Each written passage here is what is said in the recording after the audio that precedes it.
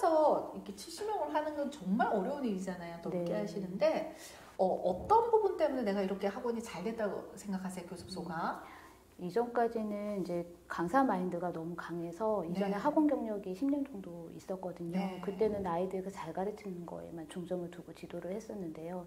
골목 학원에 이제 들어오면서 잘 가르치는 건 가장 기본이 되는 거고 그 밖에 이제 운영적인 부분에 대해서 많이 배우게 되었습니다. 그래서 그게 계기가 되었던 것 같아요. 네, 그리고 원장님께서 수업적인 부분에 있어서도 정말 많은 아이들한테 시간을 할애하시는 걸로 유명하시더라고요. 네, 수업 보완은 또 어떻게 하시고 계세요? 저는 이제 수업 외적으로 집에서 과제를 하거나 이제 문제를 풀 때 어려움이 있다면은 문자나 카톡으로 질문을 받아서 줌으로 이제 수업을 진행하기도 하고요.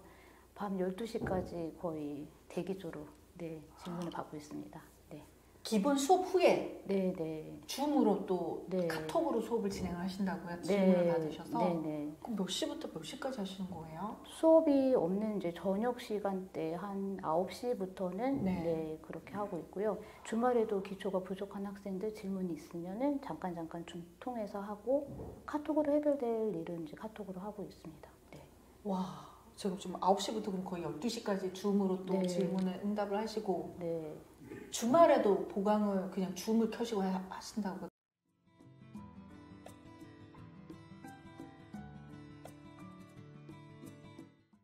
안녕하세요. 반갑습니다. 골목학원입니다. 오늘은 교습소를 정말 잘 운영을 하고 계신 교습소의 여왕 원장님을 모셨습니다. 안녕하세요. 네, 안녕하세요 원장님. 본인 소개 좀 부탁드릴게요. 저는 경기도 오산에서 네. 오산 해임수학 교습소를 운영하고 있는 네. 신아람이라고 합니다. 네, 신아람 원장님 반갑습니다. 반갑습니다. 네, 지금 교습소 운영 상황 좀 알려주시겠어요? 네. 저는 현재 네. 12.9평에서 75명을 하고 있습니다. 네. 12평에서 75명을요? 네. 혼자서 지금 운영을 하시는 네, 거죠? 와, 진짜 교습소의 여왕이시네요. 감사합니다. 네, 그리고 또 학원 학장 이제 또 네. 준비하고 계시다는데 네. 이것도 준비 소식도 알려주세요. 네, 좀 가고 싶었던 상가가 자리가 갑자기 생겨서 여름에 확장 이전하게 되었습니다. 네. 정말 축하드립니다. 감사합니다.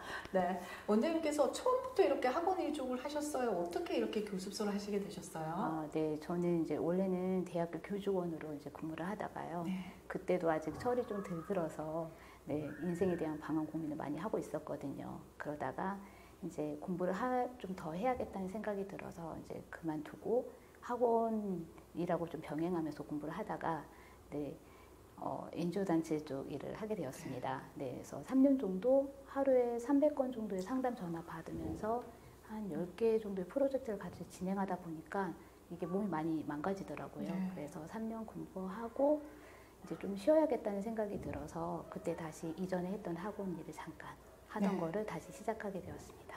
그렇군요. 그럼 현재 운영하는 교습소는 언제부터 시작하셨어요? 제가 이제 남편을 만나서 결혼을 해서 이제 오산으로 오다 보니까 거기에서 다시 이제 시작하게 되었습니다. 네, 그럼 몇 년 정도 되셨어요?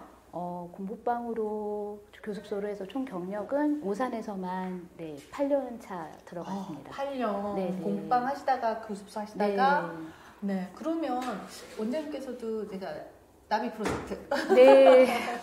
저 나비 프로젝트의 7기입니다. 네, 7기로 하셨는데 그때 몇 명에서 몇 명으로 또 이렇게 되셨어요? 제가 그때 공부방에서 막 교습소 오픈을 앞두고 있었던 상황이라서 30명이었거든요. 그래서 졸업할 때는 60명, 현재는 75명으로 진행하고 있습니다. 그래서 2배로 성장을 하셔서 졸업을 하셨고 지금은 또 75명이 되셔서 학원 학장까지 하시는 정말 제대로 된 원장님이세요. 감사합니다. 네, 너무너무 축하드리고요.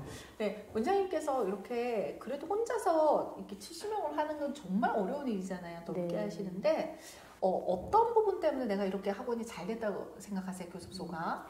이전까지는 이제 강사 마인드가 너무 강해서 이전에 학원 경력이 10년 정도 있었거든요. 네. 그때는 아이들 잘 가르치는 거에만 중점을 두고 지도를 했었는데요. 골목 학원에 이제 들어오면서 잘 가르치는 건 가장 기본이 되는 거고 그 밖에 이제 운영적인 부분에 대해서 많이 배우게 되었습니다. 그래서 그게 계기가 되었던 것 같아요. 네. 운영적인 부분은 어떤 부분을 좀 많이 보완을 하셔서 2배가 되셨을까요? 홍보가 가장 크고요. 네. 그리고 이제 각각 주어지는 그날의 미션, 그걸 이제 성실하게 수행하다 보니까 실천력이 많이 생기다 보니 그렇게 네. 된 것 같습니다. 그 홍보는 그전에는 어떻게 하셨고 지금 그 기간 동안 또 어떻게 많은 부분을 또 하셨어요? 저는 거의 안 했던 것 같고요. 아예. 네. 그런데 이제 입학식 홍보나 주기적으로 이제 홍보 미션이 들어간 거에 대해서 이제 하다 보니까 홍보가 굉장히 중요하구나. 네. 네이버 블로그에 글쓰기며 그런 리뷰 이벤트나 이런 게 굉장히 중요하다는 걸 알게 되었습니다. 네. 그래서 신경 많이 쓰게 되었습니다. 네. 그리고 원장님께서 수업적인 부분에 있어서도 정말 많은 아이들한테 시간을 할애하시는 걸로 유명하시더라고요. 네. 수업 보완은 또 어떻게 하시고 계세요? 저는 이제 수업 외적으로 집에서 과제를 하거나 이제 문제를 풀 때 어려움이 있다면은 문자나 카톡으로 질문을 받아서 줌으로 이제 수업을 진행하기도 하고요. 밤 12시까지 거의 대기조로 질문을 받고 있습니다. 기본 수업 후에 네. 줌으로 또 네. 카톡으로 수업을 진행하신다고요? 질문을 받으셔서? 네. 그럼 몇 시부터 몇 시까지 하시는 거예요? 수업이 없는 이제 저녁 시간대 한 9시부터는 그렇게 하고 있고요. 주말에도 기초가 부족한 학생들 질문이 있으면은 잠깐 좀 통해서 하고 카톡으로 해결될 일은 이제 카톡으로 하고 있습니다. 네.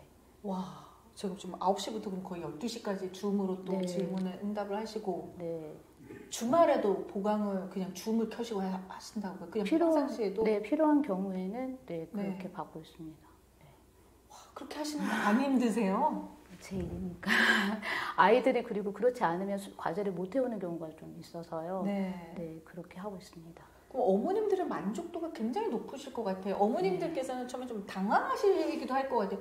밤인데도 선생님이 수업을 해주시고 주말에도 해주시고 뭔가 비용을 더 받으시려고 하나 이런 좀 어머님들 반응은 좀 어떠셨어요? 저희는 이제 장기 재원생 비율이 굉장히 높아서 초등학교 때는 그렇게 줌을 활용한 수업을 그렇게 많이 하진 않았거든요. 근데 아무래도 주말에 HME 특강이라던가 그런 걸로 수시로 불러내는 부분이 있었기 때문에 너무 자연스럽게 이 선생님한테 맡긴다면은 우리가 신경 하나 쓰지 않아도 된다라고 생각하시는 부분 좀 있으신 것 같아요. 네. 숙제적인 부분, 뭐 수업적인 부분, 보강 알아서 다 해주시니까 어머님들께서 믿고 맡기시겠어요. 그러면은 대부분 장기 재원생은 몇 년 정도 같이 수업을 하셨어요? 지금 현재 제일 오래된 친구는 8년 차에 접어들었고요. 8년, 7년, 뭐 다양합니다. 거의 그러면은 그만두는 학생 비중이 없는 거네요. 네, 거의 그런 것 같습니다. 그러면 원장님께서 이렇게 수업을 보완을 하시게 된 계기가 좀 있으실까요? 아무래도 저희 친구들이 좀 공부에 결손이 많은 친구들이다 보니까 세세하게 들어가는 부분이 있었고요. 아무래도 이제 공부방을 시작할 때는 소수 정원으로 시작하다 보니까 꼼꼼하게 관리하려던 부분이 연장됐던 것 같습니다.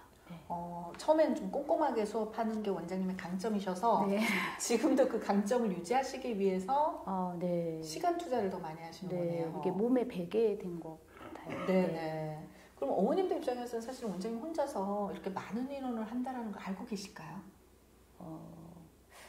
그렇지 않은 것 같아요. 항상 꼼꼼하게 수업이 되니까. 그리고 질문을 보통 하는 친구들이 주로 많이 하고요. 또 그렇지 않은 친구들은 다음날 수업 시간에 와서 질문을 하는 부분이 있기 때문에 그렇게 힘들지는 않은 것 같습니다. 그러면은 원장님께서 직접 수업도 하시고 관리도 하시고 보강도 하시고. 그러면은 이거를 하시면서 체력 관리는 좀 어떻게 하세요? 이제 나비 프로젝트의 걷기 미션이 있기 때문에 그걸 많이 활용하고 있습니다. 제가 많은 원장님들 인터뷰하지만 정말 수업에 진심인 원장님이신 것 같아요. 그래서 사실 원장님께서 1인으로 한 70명, 75명인데 한 50명만 돼도 되게 힘들다고 말씀을 하시거든요, 일반적으로. 근데 원장님께서 이렇게 운영하시면서 내가 해봤더니 가장 그래도 이런 포인트들은 놓치지 말아야 되겠다. 이런 부분이 있을까요? 수업 시간에 이제 아이를 좀 관찰을 많이 하는 편이거든요. 아이들이 많이 있더라도. 그래서 그날의 기분이나 뭔가 변화가 있으면은 부모님한테 바로 연락을 드리는 부분이 있습니다. 이제 평상시에 상담을 자주 드리는 건 아니지만 문제가 될 것 같은 친구들, 뭔가 좀 태도의 변화가 있다던가 숙제를 안 한다던가 뭐 이런 친구들은 바로바로 전화상으로 문의를 드리고 있습니다. 그래서 원장님께서 또 이렇게 잘 운영이 막 2배 성장하시고 계속 확장하시고 좋은 일만 있으실 것 같은데 개인적으로 굉장히 어려운 고비도 많으셨다고 들었거든요. 이렇게 모든 게 좀 힘든 부분이 다 공존하고 있는 것 같은데요. 이제 무리한 보강 계획이나 또 무리한 요구를 하시는 분들이 있어서 이제 그런 걸로 마음고생을 좀 많이 해서 그분들 덕분에 심리학을 공부를 따로 하게 되었습니다. 네. 그럼 그 무리하게 요구했던 케이스 좀 알려주실 수 있으세요? 이렇게 시험 성적이 잘 안 나온다던가 그러면은 이제 선생님이 학벌이 서울대가 아니기 때문에 점수가 잘 안 나오는 것 같다. 대형 학원에 뭐 시스템을 도입하라. 이제 이런 말씀이 많이 있으셔서 그분이 5년 동안 다니면서 제가 많이 좀 힘들었거든요. 네. 그런 고충이 있었는데 나에게 문제가 많이 있었던 게 아닐까? 저에 대한 관심이 좀 생기게 되더라고요. 그리고 이해할 수 없는 그쪽의 친구들이 있다 보니까 내가 우리 아이들을 이렇게 잘 컨트롤을 잘 못하는 부분은 뭔가를 배워야 하지 않을까 하는 부분이 생겨서 심리학을 복수 전공하게 되었습니다. 네. 제가 지금 듣기로는 선생님이 서울대 출신이 아니라서 우리 아이가 못해요 이런 얘기를 들으면 그 엄마가 이상한 거거든요. 근데 그거를 나한테도 문제가 있지 않을까 해서 심리학을 공부를 했다는 게 너무 이거는 선생님이 남다르시구나 이런 생각이 좀 들거든요. 그래서 실제 공부를 해서 그쪽의 친구들이 좀 변화간 케이스가 있을까요? 네.